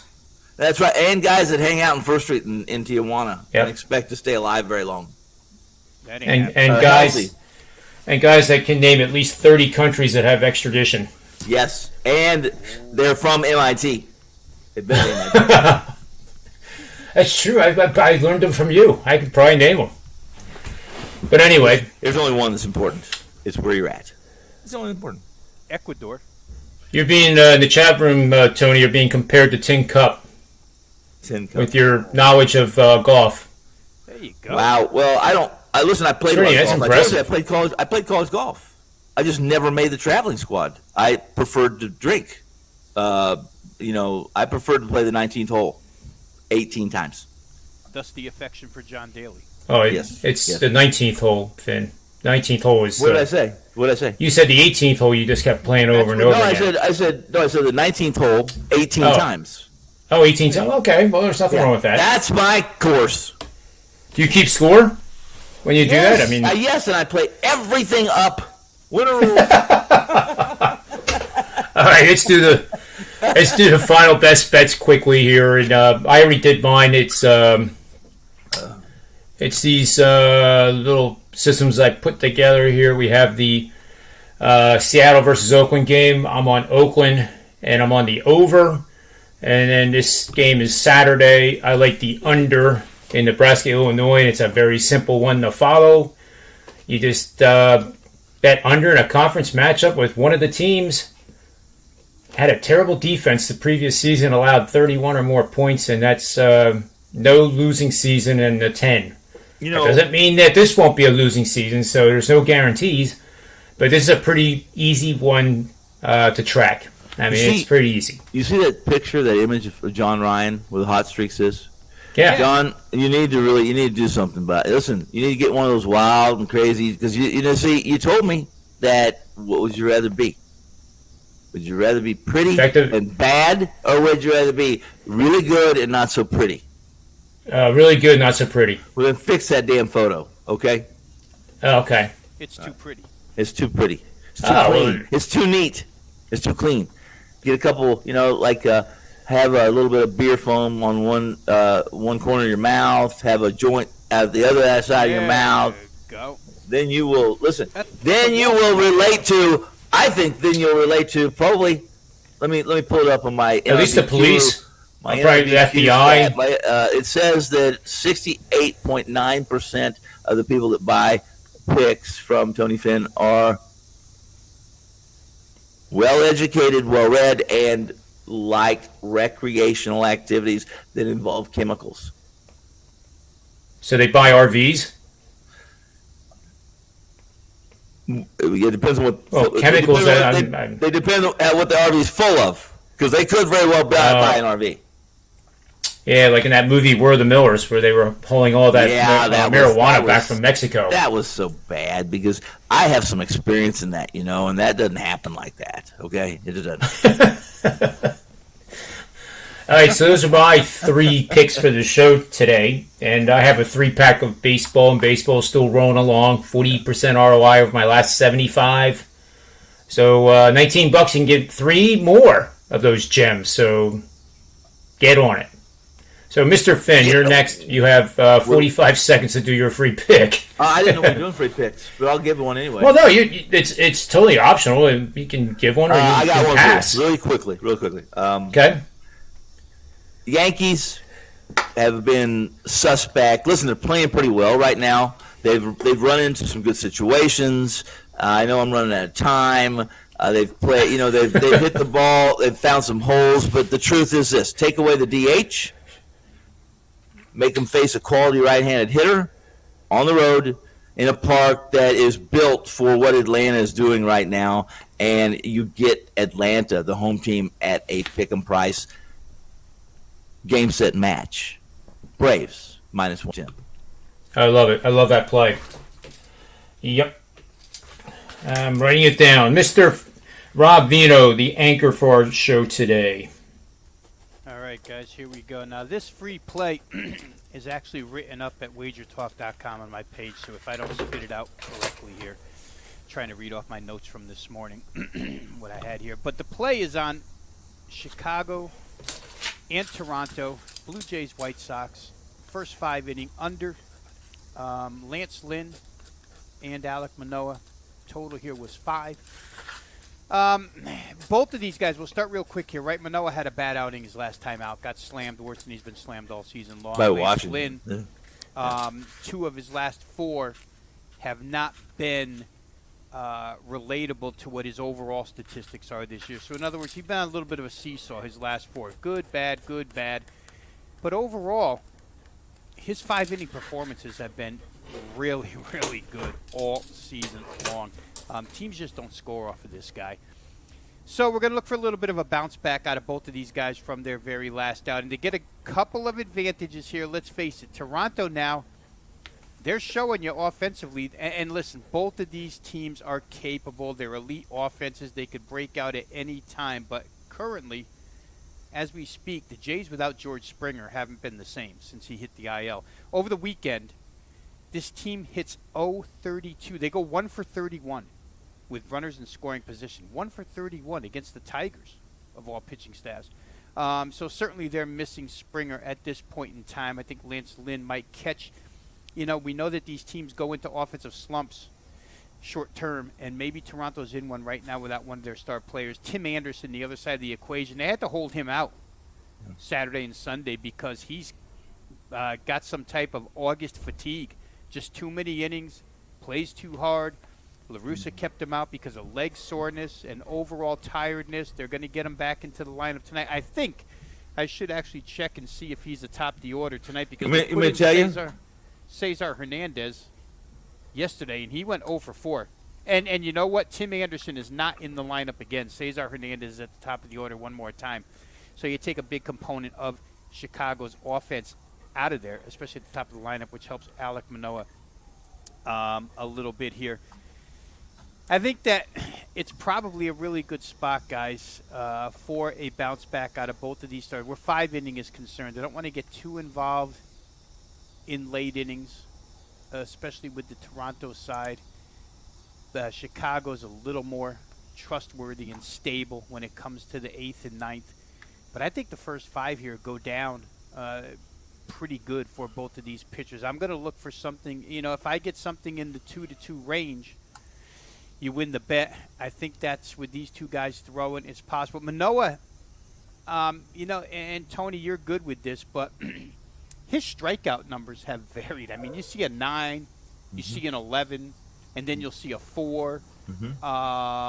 So we'll see what he picks up tonight. But I just think last game was a one-off for him when Washington hit him really hard. I played him over in strikeouts against Washington, but I understand what you're saying. And let me just say in brief, in quickness, in brief, he's a young pitcher.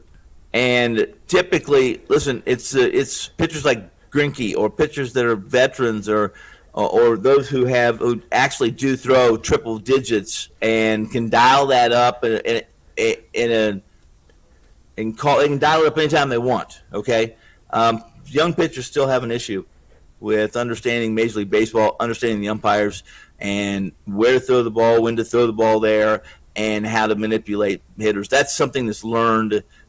These young kids that are 22 that are aces and producing ridiculous numbers is raw talent. It's not intelligence. So I agree with you. I agree with you. It's inconsistent. Yeah, and in short, John, just to sum it up for everybody, I'm going to play first 5 under, 5 runs, White Sox, Toronto. Hard to do, isn't it? Hard to do. Well, you know what? And again, here I go, yeah, right? I know. Home plate umpire. I don't know him. Right. And when I wrote this up, I didn't know him. Right. So I'm hoping for the best there. Listen, I had some totals. But there are times also, you guys, and you know this. Unless it's Jerry Meals without his glasses. And by the way, Jerry Meals was at Boston today. But I want to tell you, I wanted to play that over and I couldn't do it. Jerry Meals behind the plate today in that Boston game. There's sometimes umpires. It has to be an extreme for me to be waiting for it. Does that make sense? I mean, it really has to be extreme. I like to know who it is. In most cases, I do know who it is.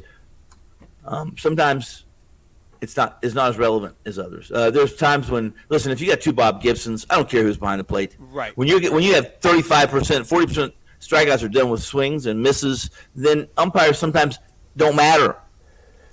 Which could very well be the case in this game, John. And just for your official records, this game, as we speak, is 4.5 under minus 20 cents. Okay. So, again, if we can get out of here 2-2, which Lance Lynn has done that all season long, 2 or less in the first 5 innings all season long. We need Alek Manoah to be able to do the same. Like I said, Lance Lynn needs to continue. He's been very fortunate last year. He's had, if you look at his schedule and who he's pitched against, look at his schedule. He's really benefited from Detroit, Kansas City, Cleveland, Minnesota. That he's really, but listen, for the last 3 years, he's outpitched his peripherals. What I believe he pitched, he keeps proving me wrong. So he's a different cat because he doesn't try to trick anybody. I mean, he doesn't come with 98 miles an hour, but yet he'll throw the fastball right down, I mean, he's pretty good at locating in his older. Well, he throws a heavy ball. Do you know how to throw a heavy ball too? If you can throw a heavy ball, these guys are. Listen, they get to be Lance. Lance, he's been around the block a couple times. He's been to a couple rodeos. He knows what to do. He knows what's going to make him successful. So that's the difference. Lynn, huge difference. I can't tell you. Some people don't believe that, but the 3 of us know There's a difference between a 27-year-old pitcher that's been in the league 9 years and hitting his prime, and a 22-year-old that has yet to throw 100 major league innings. It's not even close, guys. It's not. I'm talking to the audience. It's not close on what they're capable of. I mean, the intricate part of pitching to pitch counts, Yes. and where you put a ball in a certain count. The experienced guys know what to do. The inexperienced guy hauls back and fires. I mean, it's. He didn't pitch. He's thrower. There's throwers and there's pitchers, and good throwers become pitchers eventually. Hard throwers become pitchers eventually. Yeah. Even Nolan Ryan still was an amazing man. That could throw 98 miles an hour or 96 when he was on 40, and do it 5 times better than when he did it when he was 21. Could command it. He's living at 92, 93 miles an hour. Yeah, listen, when you can live at that, I don't like pit. Listen, if you can live at 92, 93, you got to throw. You can't be. It's got to be soft contact. You have to be able to command your shit. And I use that word loosely. You got to be able to command it. You can't be pooping your pants when you're in line at McDonald's. You just can't do it. I'm going to give you my theory behind his success real fast here before John gets us out. Command your shit. You said that Lance Lynn can throw a heavy ball. Yep. But I think a lot of his success is because he throws a high fastball in the age of, John, you want to tell me what it is?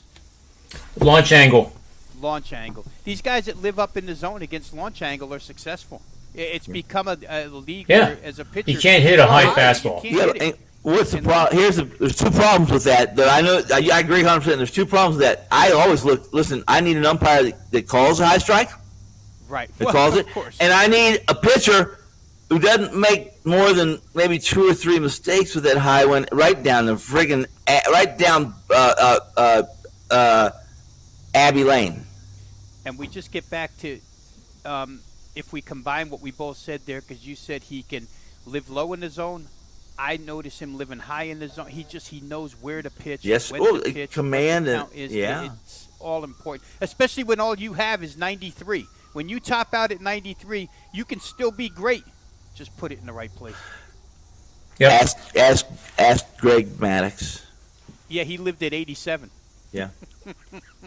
Yeah, and slower. But Yeah. And he also had complete games with 82 pitches. And I'll tell you somebody, if he wants to, that can do that right now, and that's if they can pitch another 10 years if he wants to. He pitches tonight. Kansas City Royal, Greinke. He absolutely can pitch another 10 years if he chose to and be successful, because he didn't strike one batter out last time against the Royals. I was just going to say it. Not one batter. Just look. 6 innings, 1 run, everything was to contact, because he put the ball where they don't want it, and they got to swing. Yeah, he's got baseball IQ. Yeah, he tells the catcher what's coming. The catcher doesn't tell him what's coming. Well, it's true. Who was the? It was a Philly. Told the batter. It was a Philly reliever yesterday. I just happened to be watching it. And by the way, when Rhys Hoskins hits a home run, it's an in-game bet. I saw those. In-game bet. Listen, I saw those tweets here, John. Here's what I thought. Here's this. No record is better. When Hoskins hits 2 home runs, the Phillies are like 10-1. And when I say the right thing twice to my wife, I've got a good chance of getting laid that night too. But I got to do it twice, and it doesn't happen very often. You know, Aaron Judge has a even record when hitting 2 home runs. Oh shit! The Yankees are 500 when he hits 2 home runs or more. But Hoskins has the best in the league. But anyway, you know they had John. I love it, John. Yeah. When I see that, well, what do? We got to wait for Hoskins to hit 2 fucking home runs, then we can bet them on. And no. Yeah. No. The run line. Used tonight. The one that's not usable tonight is the George Springer one, because he's on the IL. That's right, yeah. But that's another no. I mean, that one makes more sense than the one I was putting out. No, we would never say that. We think you make sense. And Sense, John. I was doing it like tongue-in-cheek, too, because the Phillies have blown a lot of games with leads. And I was kind of making that point as well. But watching the golf here, guys, I've been a little quiet on the show because I did a contest just for today. Yeah. And I'm in second. John Daly. Hey, that sounds like we could ask for money. I'm in second. 10 large. No interest. And I confidently say that because Finau has chased down Rom. And I'm probably not going to look at my phone until this is over now because I have Finau. The fix was in. Rom was involved in a scandal or a golf fixing scandal. So. No. That's more fun to talk about than golf. But I did. I got to look it up. But I did say Finau as a guy to play top 10, top 20 on the show. So I got to add those to our records. We're keeping pizza money bets. Like I loved it when I saw Rob Veno's tweet and referenced me as the pizza money. I'm effing starving because I have made far too many pizza bets that I have not won, and I got no food in the refrigerator. Got no food in the freezer. Tony, you better be on tomorrow because I know tomorrow is Degenerate Tuesday, and I want to know everything you're playing on Degenerate Tuesday. Oh, you really? Mm-hmm. I'm bringing a laundry list of shit. I command my shit though. Well, I'm seeing some amazing. I do not have accidents in line at the McDonald's. Okay. Finau just zinged one in on 17 to about 2 feet. Rom just bogeyed the hole. That's how Finau has the lead now. And Rom's a hole behind. Finau has 2 to go. And you guys, do you like Indian food at all? Either one of you? Not when I'm this nervous watching this. Do you like? Have you ever had a dish called pho? Have you ever had any pho? Jesus. It's called pho. Have you ever eaten it? I hope not. They get it delivered all the time. They said, Tony, do you want some pho? I said, listen, anything named pho should not be eaten. It doesn't sound like it's very tasty. So what I'm trying to say is this: anything named Fina, I can't bet on him. It's Finau. It's I Finau. don't care what it is. It's too close to pho. I can't do it. The guy dislocated his ankle playing the par 3 course at the Masters 2 years ago. Did he finish the tournament? And he finished, and he also played the whole 4 rounds of the Masters. Did he win? Of course he didn't win. He didn't go in the DL. He finishes second. Everything he does, he finishes second. Well, you're going to be wrong this time. Well, I won't be the first time I'm wrong, but how much are you going to put your golf balls where your where some orifices are? I have 9 holes left. The leader has 5. There is a guy in third that has more. He has 1 more hole than I do. He's 7 points behind. So it's not certain, but I think it's pretty likely I'll be top 10 maybe, which will be the best ever. I'm telling you, Tony. Wow. Your chance to get that 10 grand. What's that? Wow. This is going to be. But I need Finau to win, and I think I'm in. And 4 of my 5 for the tournament are Right. going to cash something. Okay, well, listen, Not guys. really sure how we much. all give a free? You got a free? Yeah, pick? I'm going to recap it right now. Okay, what was your free pick? I had 3 of them. Oakland, Yeah. over Oakland, Uh-huh. under Nebraska, Illinois. Are they individuals, or do they all 3 have to win for you to be counted as a winner? They're all individual. I highly recommend not parlaying Oakland and the over because We're getting kind of crazy now. Not necessary. Not necessary. 5 free picks. Well, There's only 4 Well, no, games. I just happen to There's only 4 have- games tonight. one doesn't go till Saturday. Yeah. Which He's one? giving us the early. Nebraska, Illinois. That's not a baseball game. That's college football. I'm sorry. Who are you backing there? He backed under. The under. Under. I like her. She's good. Yeah, you like her because you win before the game even starts. I'm always on top. Mhm. I'm over. Yeah, under is no good. I don't know. And then we have Atlanta minus 110, which I like that one a lot. And Which one? I like this Which one too.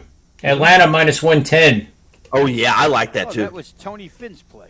I like it. And then Chicago White Sox, Toronto, first 5 under 4.5. I like that play too. I heard that somewhere today. And I'm going to add this little caveat if I dare.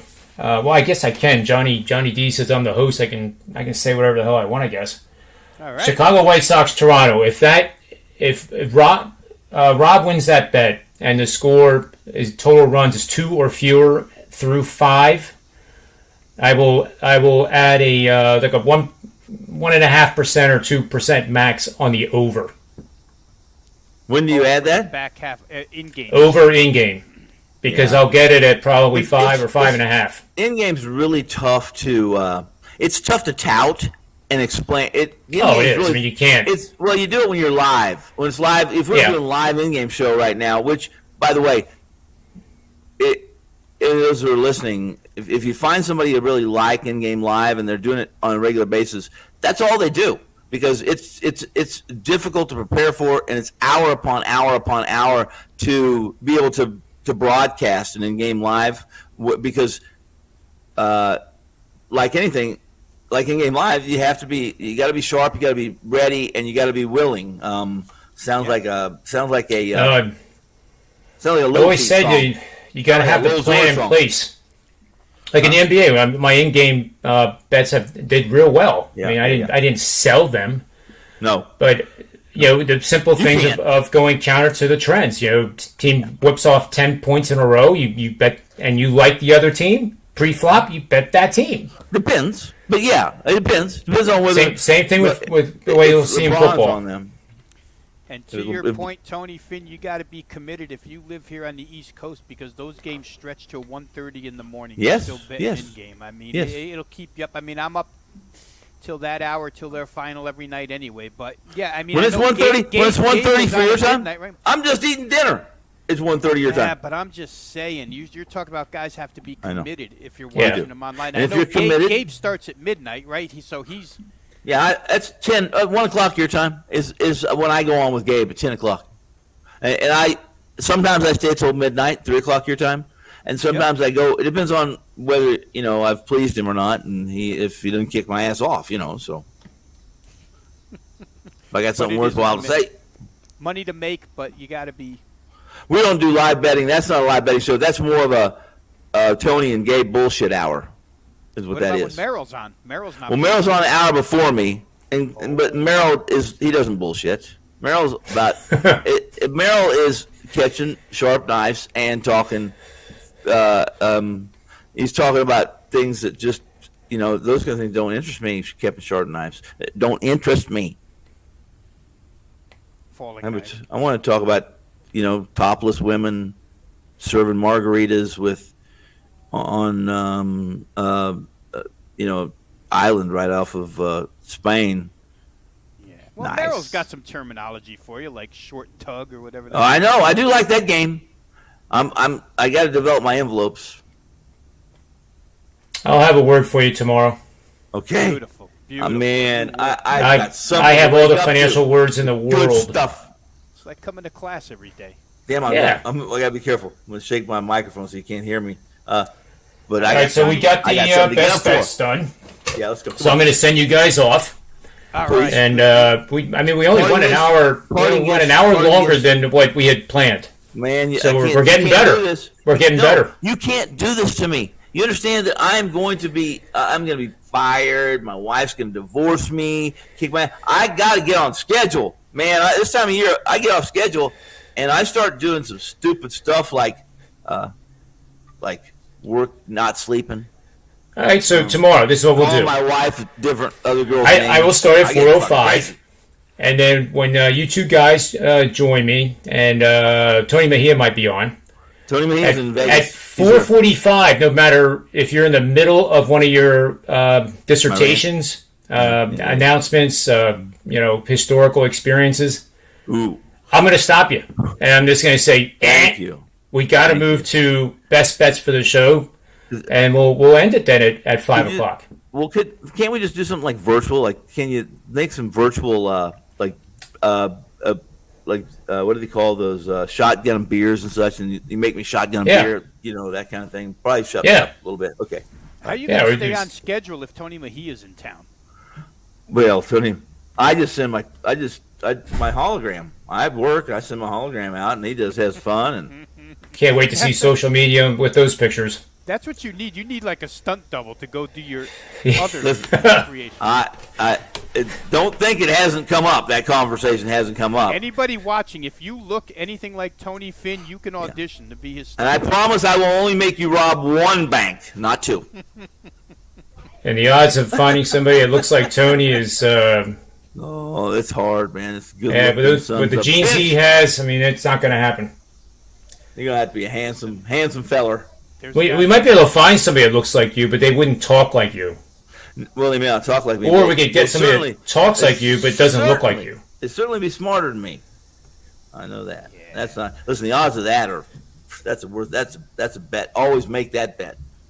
If somebody says, "Hey, am I smarter than Tony Finn?" Yes. Everyone's smarter than Tony Finn. I gotta go. Time for me to work. All right, fellas. So thanks, guys, for your time. On behalf of Tony Finn, Rob Veno, myself, WagerTalk.com, SportsMemo.com. May all your wins be efficiently effective. There you go. I like both ends of that deal, efficient and effective.